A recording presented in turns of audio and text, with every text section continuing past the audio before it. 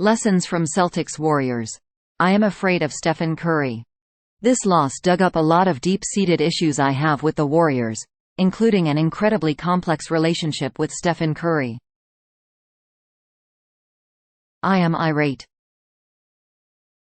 Spare me the silver linings. Spare me the greater good of learning experiences. And most of all, spare me the awe over Stephen Curry hitting an incredible shot and doing the night-night celebration. Because right now, I'm ticked off. It has been approximately 11 minutes since the Celtics lost to the Golden State Warriors in a gut-wrenching, post-traumatic stress-inducing barn-burner that had me wondering if a twister had teleported me and Toto back to Game 6 of the 2022 NBA Finals.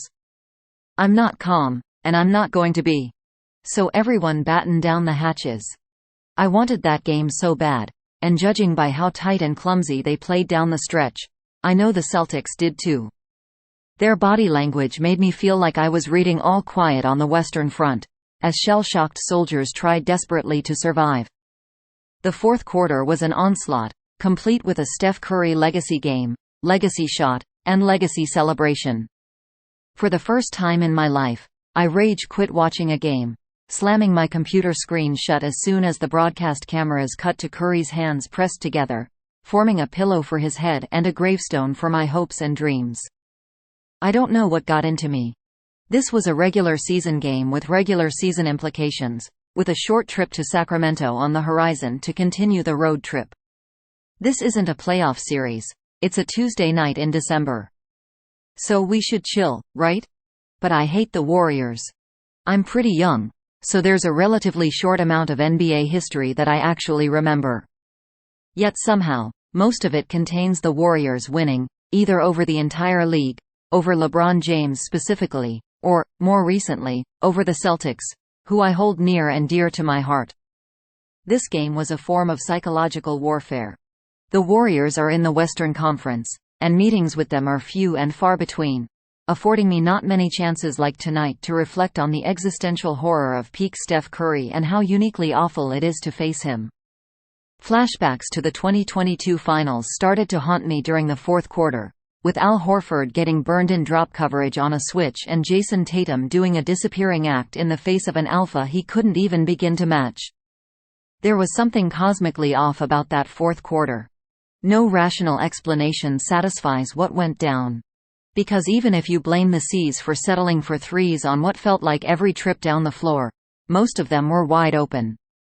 Moreover, the Celtics missed what seemed like completely free layups, once failing to score after 3 offensive rebounds and several totally clean looks. I don't know what kind of dark magic was going on there, so I'm just going to assume the Celtics were paralyzed in fear. There is something about the Warriors that breaks these guys, and I don't know if they've gotten over the 2022 Finals loss, given how their muscles tightened on every jump push and hook shot down the stretch. For a fan, no player approaches Curry's raw presence or can replicate the way he inflicts fear upon opposing fans and players. In his hands, a basketball becomes a weapon of mass destruction, capable of ending a game single-handedly with a lightning strike of threes. Plenty of modern players have attempted to reproduce a Curry-like offensive persona, such as prime James Harden and Damian Lillard. Those guys held a similar "I literally don't care about your defense shooting ability from beyond the arc," but neither has produced the body of work that Curry has. He carries that reputation like an anaconda wrapped around his neck. Opponents are terrified to come too close for fear of getting their heads bitten off, and Curry capitalizes every time. Every freaking time. Am I supposed to revere this man? I guess I am if you ask half my friends and pretty much every member of the national NBA media. But I refuse to do the obligatory, man. Even though I'm sad we lost, I have to respect Curry for that media tour because this is about something more emotional than respect. Even among Celtics fans my age, it's pretty en vogue to like Curry. He's completely uncontroversial and has remained loyal to his squad despite endless drama and question marks rotating around him. A lot of my friends say they are fans of Curry, even after the 2022 Finals, as they're able to separate the player from the team and appreciate him for all the wizardry I described above. I'll admit that Curry's game-killing three at the end of the shot clock with 10 seconds left is a one-of-one moment. He's the only player on the planet who could have made that shot, as the rest of humanity lacks the composure to strap a three with less than a second left on the shot clock in overtime against the best team in the league. But I can't like someone I'm afraid of. In a piece last month about second-favorite teams, I wondered how people are able to decide on teams other than their hometown squad to root for, as I've always found that task impossible. Curry occupies a similar space in my mind. I accept and understand his greatness, but he has hurt me too many times. Tuesday night, or I guess Wednesday morning, since this one went right into the witching hour, was another chapter in the "Stephen Curry hurts my feelings" saga. The man frustrates me, showboats at my expense, yet remains a weapon of mass basketball destruction.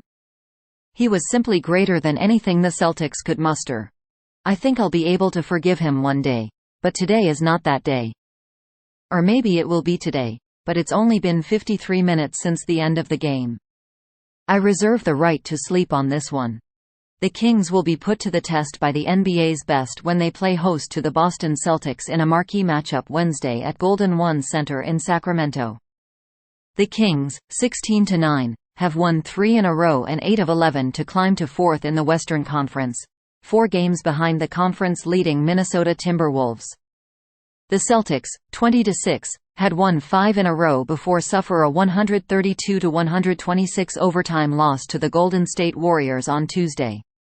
The Celtics are a half game ahead of the Milwaukee Bucks for the top spot in the Eastern Conference.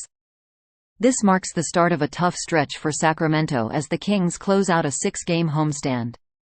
They will face the Celtics on Wednesday, the Phoenix Suns on Friday and the Timberwolves on Saturday. "We have a tough next 3 games," Kings center Domantas Sabonis said. "We have a tough next 3 games." Kings point guard De'Aaron Fox returned after missing 1 game with a shoulder injury to score 30 points in a 143-131 victory over the Washington Wizards on Monday. Sabonis recorded a triple-double with 28 points, 13 rebounds and 12 assists. The Celtics won't submit an injury report until Wednesday because they played the Warriors on Tuesday, but center Kristaps Porzingis, calf, and center Luke Kornet, adductor, were ruled out against Golden State.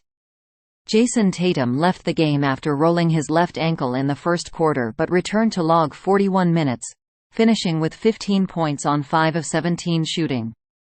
If Porzingis is out against the Kings, Al Horford could start at center, but the Celtics have been resting Horford in back-to-back situations. Whether Porzingis returns or not, former Kings big man Neemias Queta could get significant minutes. Queta has appeared in 6 games for the Celtics, averaging 4.7 points and 5.5 rebounds in 14.3 minutes per game. He had season highs of 10 points and 10 rebounds in 21 minutes against the Warriors. Scouting Sacramento. Fox, who celebrates his 26th birthday Wednesday, is averaging 30.1 points, 4.4 rebounds and 6.4 assists. Fox is 6th in the NBA in scoring behind reigning MVP Joel Embiid, Luka Doncic, 2-time MVP Giannis Antetokounmpo, Shai Gilgeous-Alexander and Kevin Durant. Sabonis is averaging 18.9 points, 12.3 rebounds and 7.2 assists. Sabonis and 2-time MVP Nikola Jokic are tied for 2nd in the NBA in rebounding behind Anthony Davis. Keegan Murray, 16.0 ppg, Malik Monk, 14.8 ppg, Harrison Barnes, 11.6 ppg, and Kevin Huerter, 11.2 ppg, are also scoring in double figures. The Kings are 10-3 at home and 6-6 on the road. Scouting Boston. The Celtics have one of the most formidable starting lineups in the NBA with Derek White, Drew Holiday, Jaylen Brown, Jason Tatum and Porzingis. Tatum is an MVP candidate who averages 27.3 points, 8.7 rebounds and 4.1 assists. Brown is averaging 22.3 points, 4.7 rebounds and 3.5 assists. Porzingis, 18.9 ppg. White, (15.3 ppg), and Holiday (12.3 ppg), are also scoring in double figures. The Celtics are 6th in the NBA in offensive rating, 118.2, 2nd in defensive rating, 109.2, and 2nd in net rating, +9.0. They are 14-0 at home and 6-5 on the road. Status updates. The Celtics have ruled Tatum out for Wednesday's game against the Kings due to a left ankle sprain. Horford, rest, and Cornet, adductor, are also out. Porzingis is expected to play. The Kings are now listing Monk as questionable due to right foot irritation. Thanks for watching NY Sports News. Stay tuned for more updates.